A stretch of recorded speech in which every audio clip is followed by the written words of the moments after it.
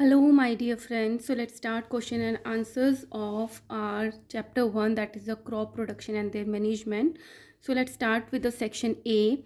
First is oral response. What is meant by manuring? Manuring से क्या मतलब है? Use of manure or fertilizers to increase the fertility of soil is called manuring. So manure का use करना या fertilizers का use करना soil की fertility को improve करने के लिए उसको बोलते हैं manuring. Second question is what is irrigation. Irrigation क्या है? The supply of water to the crop plants and regular intervals through the sources other than rain is called the irrigation.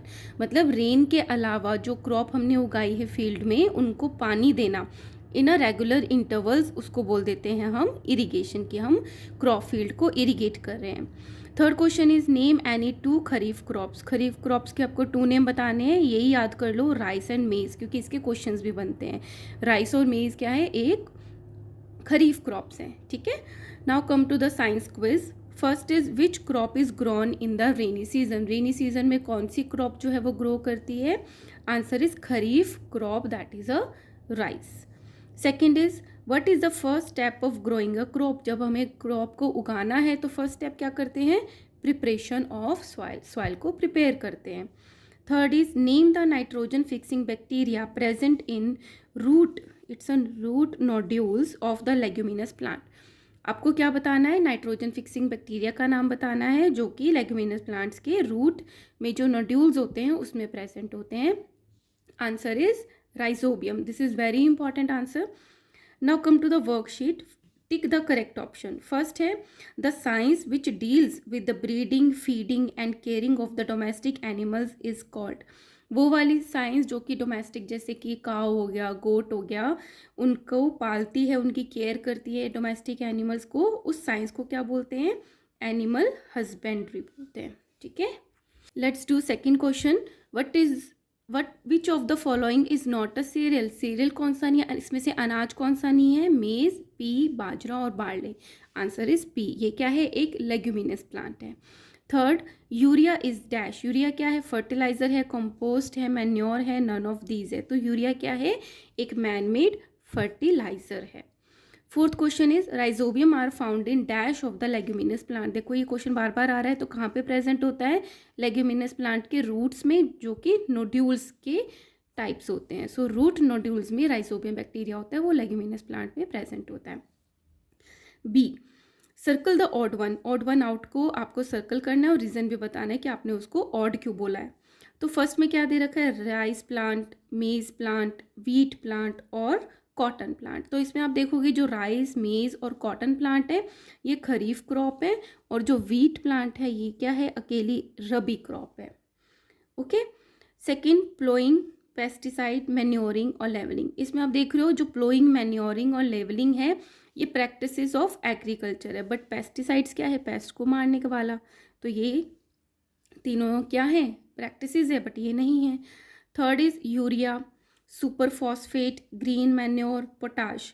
तो इसमें यूरिया, सुपर फॉस्फेट और जो potash है ये chemicals हैं, और ग्रीन मैन्योर क्या है? नेचुरल है. ठीक है, तो हम इसको सर्कल कर देंगे.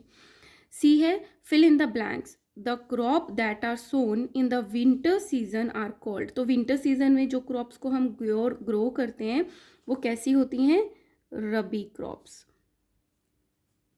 और जो रेनी सीजन में होती हैं वो खरीफ क्रॉप्स होती हैं.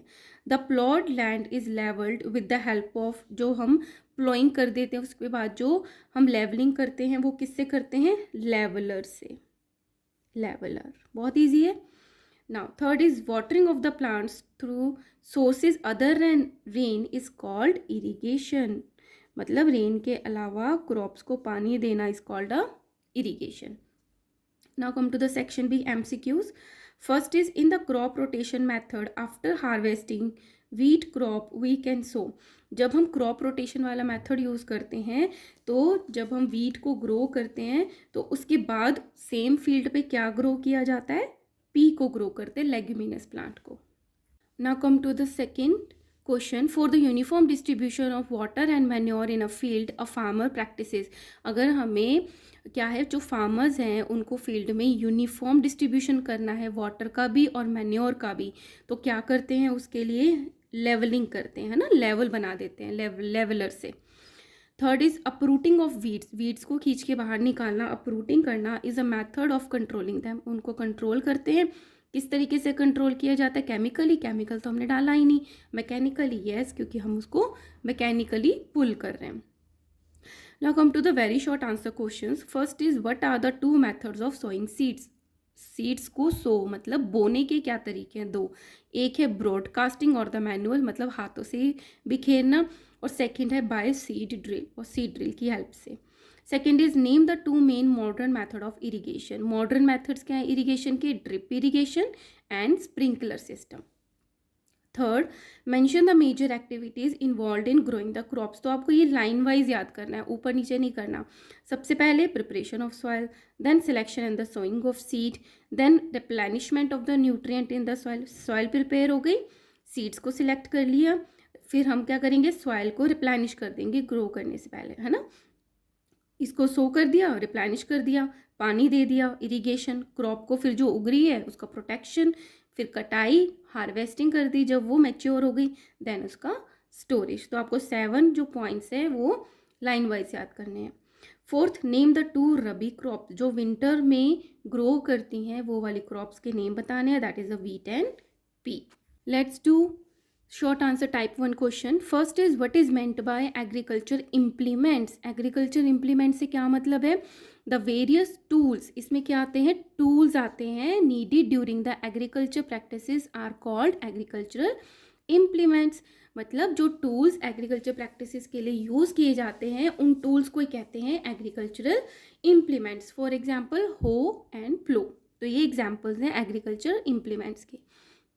Second is why are pulses alternated with crops like wheat and rice. कि पल्सेस जो होते हैं, जो लेगुमिनस प्लांट्स होते हैं, उनको वीट एंड राइस उगाने के बाद उसको अल्टरनेटली क्यों ग्रो किया जाता है? The rhizobium bacteria present in the root nodules of the leguminous fix the nitrogen gas of the atmosphere to form the nitrogen compound and hence increase the production of wheat and rice। कि जब हमने pulses उगाए थे, leguminous plants उगाए थे, तो उनके root में क्या प्रेजेंट थे? राइजोबियम बैक्टीरिया, जो कि एटमॉस्फेयर में प्रेजेंट जो नाइट्रोजन गैस होती है उसको नाइट्रोजन कंपाउंड्स में कन्वर्ट कर देता है।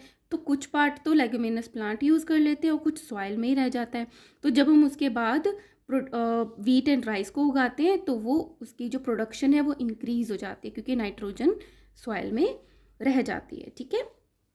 Third, list any 2 factors on which time and frequency of irrigation depend.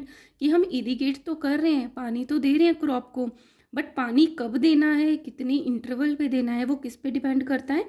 Nature of crop plant. ऐसी क्रॉप जिसको कम पानी चाहिए या ऐसी क्रॉप जिसको ज़्यादा पानी चाहिए, एक तो उस पर डिपेंड करता है, और एक डिपेंड करता है नेचर ऑफ सॉइल। अगर सैंडी सॉइल है या क्ले सॉइल है, क्ले सॉइल में वाटर रिटेंशन ज़्यादा रहता है तो हमें नहीं करने की ज़रूरत है, बट सैंड में करने की ज़रूरत होती है। तो depend upon the nature of the crop plant and the nature of soil.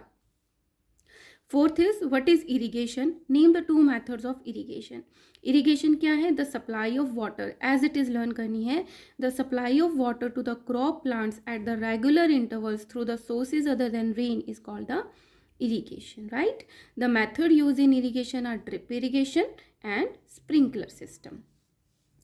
Fifth question is how do leguminous plant help in maintaining soil fertility? घूम फिर के वही क्वेश्चन आ रहे हैं, ठीक है।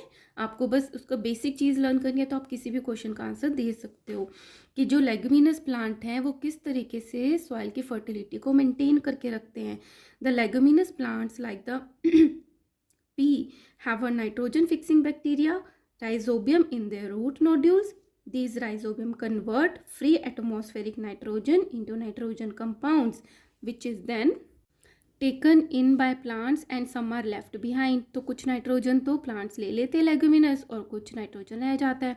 The left behind nitrogen compound increases the fertility of soil.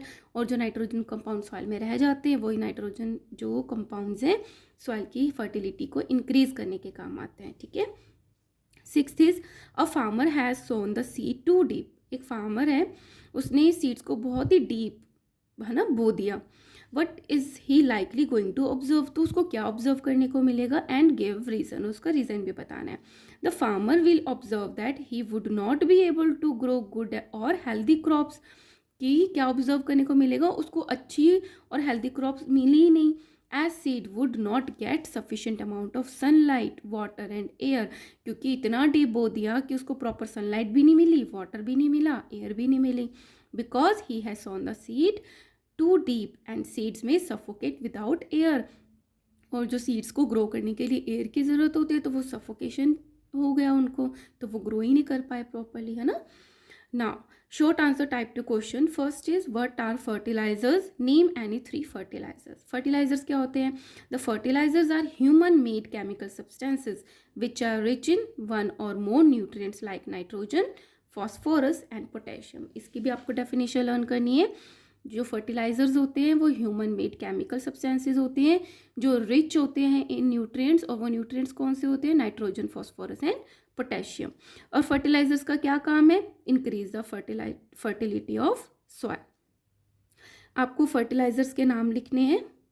Examples are urea, sodium nitrate and super phosphate. ठीक है, चलो second question is why is it important to sow seed at the correct distance from each other. ये क्यों ज़रूरी है कि जब हम सीड्स को सो कर रहे हैं, बो रहे हैं, तो एक प्रॉपर डिस्टेंस उनके बीच में होना चाहिए. Why it is important to sow seeds at the correct distance from each other so that each plant gets sufficient sunlight, nutrients and water from the soil, ताकि हर एक सीड को sufficient sunlight, nutrient और पानी मिल जाए soil में से. ठीक है, बहुत पास पास होंगे, वो ग्रो तो कर जाएंगे लेकिन अच्छे से ग्रो नहीं कर पाएंगे, और एक ही प्लेस पे जितने न्यूट्रिएंट्स प्रेजेंट है तो उनमें कंपटीशन होगा, सनलाइट भी प्रॉपर नहीं मिलेगी और वाटर भी नहीं मिलेगा. ठीक है, दैट्स वाई उनको प्रॉपर डिस्टेंस पे सो करना चाहिए. थर्ड का पार्ट है why is the drip system of irrigation a water economical method. कि जो ड्रिप सिस्टम है वो वाटर इकोनॉमिकल मतलब वाटर को बचाने का, मतलब उसका वाइजली यूज़ करने का तरीका कैसे है. तो drip system of irrigation is a water economical method because in this technique water is supplied drop by drop near the plant root. तो ये क्यों है इकोनॉमिकली? क्योंकि ड्रिप सिस्टम में जो पानी है वो प्लांट के रूट में ड्रॉप बाय ड्रॉप दिया जाता है एक स्मॉल ओपनिंग के through. By this method there is no loss of water. अगर बहुत ज़्यादा हमने पाइप से पानी दे दिया, या तो कुछ पानी बह जाएगा या कुछ इवेपोरेट हो जाएगा और कुछ धरती में नीचे की तरफ सीप कर जाएगा, है ना. So there is no loss of water due to seepage, run off and evaporation. तो ड्रिप इरीगेशन से वाटर इकोनॉमिकल मैथड है. Why is irrigation is necessary. Irrigation जो है वो क्यों ज़रूरी होता है क्रॉप्स को? इरीगेशन में क्या देते हैं? हम पानी देते हैं. So irrigation is necessary due to following reason. सबसे पहला क्या रीज़न है? Water is necessary from the proper growth of flowers, fruits and the seeds of plant. तो फ्लावर, फ्रूट और सीड्स के प्लांट की ग्रोथ के लिए पानी की ज़रूरत होती है. Water is absorb by the roots along with water minerals and fertilizers are also absorbed. अब वाटर को एब्जॉर्ब करते हैं रूट्स, और वाटर के साथ साथ मिनरल्स और फर्टिलाइजर भी एब्जॉर्ब हो जाते हैं जो कि ज़रूरी होते हैं. Water is necessary for the germination of seed. Seed को हमने बो दिया, पानी नहीं दिया, तो वो जर्मिनेट कैसे होगा? It is also essential for photosynthesis. Photosynthesis food बनाने के लिए भी बहुत ज़रूरी है. Nutrients dissolve in water transported to each part of the plant. अब रूट ने जो एब्जॉर्ब किया है नीचे से न्यूट्रिएंट्स, वो प्लांट के या ट्री के सारे पार्ट्स में कैसे पहुंचते हैं? वाटर में के थ्रू ही, वाटर में घुल के ही पहुंचते हैं. So water also protect crop from Frost and hot air current. बहुत ज़्यादा ठंड से भी बचाते हैं, और जब बहुत गर्मी होती है हॉट एयर करंट्स चलते हैं उससे भी बचाता है. ठीक है, so these are the reasons why irrigation is necessary. Fourth is the farmers of a village are celebrating the harvest festival of Baisakhi along with their family. कुछ एक केस दिया है कि जो विलेज के फार्मर्स हैं वो बैसाखी को सेलिब्रेट करें अपनी फैमिली के साथ. They are dancing and singing traditional songs. So question given है व्हाट इज़ हार्वेस्टिंग. हार्वेस्टिंग होता क्या है? Why do farmers celebrate Baisakhi. और जो फार्मर्स है वो बैसाखी को क्यों सेलिब्रेट करते हैं? सो हार्वेस्टिंग क्या है? The process of cutting and the gathering of crop after its maturation. So जब क्रॉप जो है वो मैच्योर हो जाती है तो उसकी कटिंग करके उसको इकट्ठा करके रखने के प्रोसेस को बोलते हैं हार्वेस्टिंग. एंड जो बैसाखी होती है is a harvest festival. By celebrating Baisakhi farmers express their joy and the sense of prosperity. तो बैसाखी से वो ऐसे एक्सप्रेस करते हैं उनकी खुशी और उनको फील होता है दैट दे आर प्रॉस्पेरस, है ना, उनके पास बहुत कुछ हो गया जैसे. Second is why do we what do we learn from celebrating festivals. जब हम फेस्टिवल्स को सेलिब्रेट करते हैं तो हमें क्या सीखने को मिलता है. Festivals bring people together. Festival में लोग आपस में क्लोज आ जाते हैं and promote a sense of community. और इससे फीलिंग आती है कि हम एक कम्युनिटी में रहते हैं. They provide opportunity for the individual to connect socially and strengthen relationship. इससे जो कोई भी अकेला इंडिविजुअल पर्सन है उसको कनेक्ट करने का मौका मिलता है सोशली और रिलेशनशिप को स्ट्रॉन्ग करने का अपॉर्चुनिटी मिलती है. Now come to the long answer question. So first question is what is manure. Manure क्या है. Manure is an organic compound obtained by the decomposition of plant and animal waste by microbes. Manure क्या है. एक organic compound है जो किससे बनता है. By the decomposition of plant and animal waste. It is a natural form of fertiliser. अब ये वेस्ट से बन रहा है प्लांट और एनिमल के, तो ये क्या है. नेचुरल फॉर्म है फर्टिलाइज़र की. एंड इज़ कॉस्ट इफेक्टिव और बहुत एक्सपेंसिव भी नहीं पड़ता. It enhance the soil fertility और ये सॉइल फर्टिलिटी को बढ़ाता है.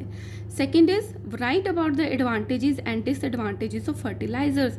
आपको फर्टिलाइजर्स के एडवांटेजेस और डिसएडवांटेजेस बताने हैं कि यूज़ करने के फ़ायदे क्या हैं और लेकिन आप यूज़ करते हो तो उसके क्या क्या नुकसान है, क्या क्या डिसएडवांटेजेस हैं. पहली बात है फर्टिलाइजर्स क्या होते हैं. Fertilizers are human made chemical substances which are rich in one or more nutrients like the nitrogen, phosphorus और पोटेशियम. इसके एडवांटेजेस क्या है. Fertilizers are soluble in water. की जो फर्टिलाइजर्स होते हैं वो पानी में घुल सकते हैं एंड दस easily absorb by the plant. और पानी में घुल के प्लांट इजीली उसको एब्जॉर्ब कर लेता है and increase the crop yield. और उससे क्रॉप यील्ड जो होती है वो बढ़ती है. डिसएडवांटेजेस क्या है. फर्स्ट डिसएडवांटेजेस है the fertilisers are non biodegradable causes the soil pollution. जो फर्टिलाइजर्स होते हैं वो अपने आप डिकम्पोज नहीं होते, ख़त्म नहीं होते हैं, तो जिससे सॉइल पोल्यूशन होती है. Second fertilisers get washed off through the irrigation and rainfall. पानी देते हैं या बारिश होती है तो उसके साथ वो बह के फर्टिलाइजर्स लीवर और लेक में पहुंच जाते हैं, causes of water pollution. Third fertilisers are costly. तो ये सारे क्या हैं डिसएडवांटेजेस हैं. सेकंड का पार्ट ये है what are weedicides. Weedicides weeds को मारने वाला. The weed killing chemicals called the weedicides. Name one weedicide. एक वीडीसाइड का आप नाम याद कर लो. 2,4-डाइक्लोरोफिनॉक्सी एसिटिक एसिड. क्या है. Two four dichlorophenoxy acetic acid is a weedicide. C part is what are the harmful effects of weeds in the crop field. अगर किसी क्रॉप फील्ड में वीड्स जो है वो उग आए हैं तो उसके क्या क्या नुकसान है. Weeds harm crops in the following veg. First is weeds in the field consume a great amount of nutrients, water, sunlight and space which is for crop plants. तो कहीं पर अगर weeds उग आए हैं तो वही weeds जो होते हैं कंज्यूम कर लेते हैं, यूज़ कर लेते हैं बहुत ज़्यादा अमाउंट का न्यूट्रिएंट्स का, वाटर, सनलाइट और वो स्पेस जो कि क्रॉप प्लांट्स के लिए होता है. Second the weed harbour pest. Weeds के ऊपर पेस्ट जो है वो ग्रो करते हैं and these pest spread the various crop diseases. और यही पेस्ट जो है वो क्रॉप के डिजीजेज का कॉजेशन होता है, उसको कॉज करते हैं. थर्ड सम वीड्स प्रोड्यूस टॉक्सिक सब्सटेंसेस. कुछ ऐसे वीड्स होते हैं जो टॉक्सिक सब्सटेंसेस को प्रोड्यूस करते हैं that may be poisonous for the animal and the human beings. अगर जो एनिमल और ह्यूमन बींग्स उन वीड्स को खा लेंगे तो उनको हार्म पहुंचेगा. ठीक है. So these are the harmful effects. Third question is differentiate between manure and fertiliser. ये भी बहुत इंपॉर्टेंट है. मैन्योर और फर्टिलाइज़र के बीच में डिफरेंस क्या है. अब देखो मैन्योर पहले लिखा है ना, तो आपको मैन्योर सबसे पहले लिखना है देन फर्टिलाइज़र. मैन्योर का फर्स्ट क्वेश्चन क्या है comparison. It is a natural organic substance. Manure natural है and fertilizer these are the inorganic salts. ये तो नेचुरल सब्सटेंस है ऑर्गेनिक, ये इनऑर्गेनिक सॉल्ट्स है. मैन्योर में क्या है. It is prepared in fields by the decomposition of plants and animal waste by microbes. ये जो वेस्ट होता है फील्ड में प्लांट और एनिमल का, उनके डिकम्पोजिशन से बनते हैं, माइक्रोब जो करते हैं. Fertilisers these are prepared in factories. ये तो केमिकल्स हैं. मैन्योर में क्या है, it add lot of humus to the soil, ये सॉइल में ह्यूमस को ऐड करती है. फर्टिलाइजर्स में क्या है, they do not add any humus. Fourth, it contains less amount of essential nutrients, plant nutrients. अब ये मैन्योर है, नेचुरली बना है, तो जितना प्रेजेंट होगा उतना ही होगा, है ना. तो इसमें थोड़ा सा as compare to fertiliser less nutrients होते हैं. बट फर्टिलाइजर तो केमिकली बनाया है, तो ये पूरा का पूरा न्यूट्रिएंट्स रिच होता है. So these are rich in plant nutrients like the nitrogen, phosphorus and potassium. Manure, it is not expensive. Fertilizers, they are costly. Example of manure is sesbania and fertilizer का example है urea. Now come to the hordes. First question is, why do farmers level the field before sowing? कि जो उनको कोई भी बीज जो है, जो सीड जो है वो बोना होता है, उससे पहले वो जो हमारा फील्ड है उसको क्या करते हैं, लेवल में क्यों ले आते हैं प्लोइंग के बाद. The levelling is done for the following reason. First reason क्या है, the ploughed field may have big pieces of crumbs which need to be crushed. जो प्लोइंग करते हैं, नीचे से मिट्टी ऊपर की तरफ लाते हैं, सॉफ्ट करते हैं, तो बहुत मोटे मोटे मिट्टी के टुकड़े होते हैं, तो क्या करते हैं, उनको क्रश करना ज़रूरी होता है, इसलिए लेवलिंग करते हैं. Second, levelling prevent the soil erosion as after levelling soil is not blown by wind और ड्रेन ऑफ बाय वाटर. कि जब लेवलिंग कर लेते हैं तो हवा से जो मिट्टी है वो उड़ती भी नहीं है और ना ही पानी से वो बह जाती है. Third, levelling also help in the uniform distribution of water and manure. जब प्रॉपर लेवलिंग कर देते हैं तो एक सार पूरे फील्ड में डिस्ट्रीब्यूशन हो जाता है वाटर का और मैन्योर का. Second, why is use of bio fertiliser prefer to the chemical fertiliser. Bio fertiliser मतलब मैन्योर ही हो गया, है ना. तो क्यों प्रेफर करते हैं उसको एस केमिकल फर्टिलाइजर के कंपैरिजन में. तो first is use of bio fertiliser prefer to the chemical fertilizer due to the following reason. First reason है, bio fertilizers are non toxic and contain organic elements. एक तो वो toxic नहीं होते और उसमें ऑर्गेनिक एलिमेंट्स होते हैं. Whereas the chemical fertilisers contain chemicals which are dangerous for consumer. But जो फर्टिलाइजर्स होते हैं उसमें केमिकल्स होते हैं जो अगर कोई कंज्यूम करेगा तो उसके लिए डेंजरस होते हैं, मतलब हेल्थ को नुकसान पहुंचाते हैं.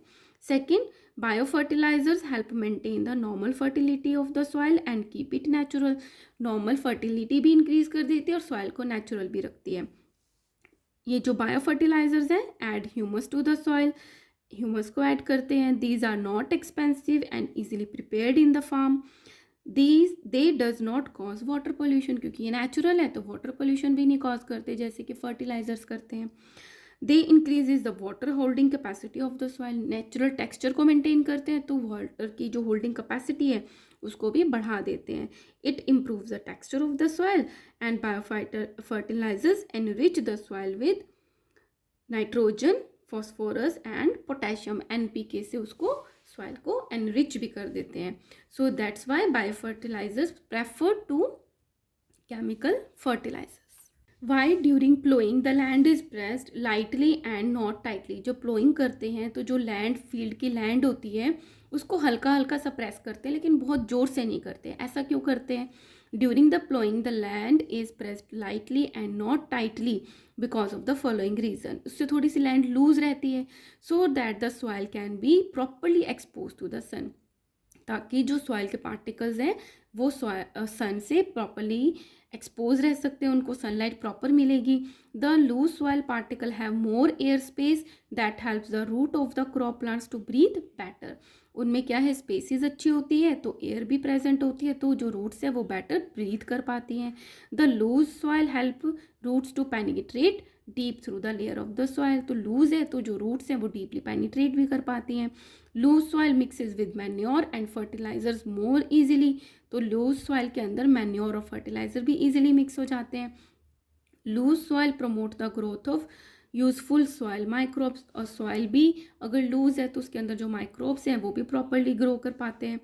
Last is loose soil particle hold more water for a longer duration.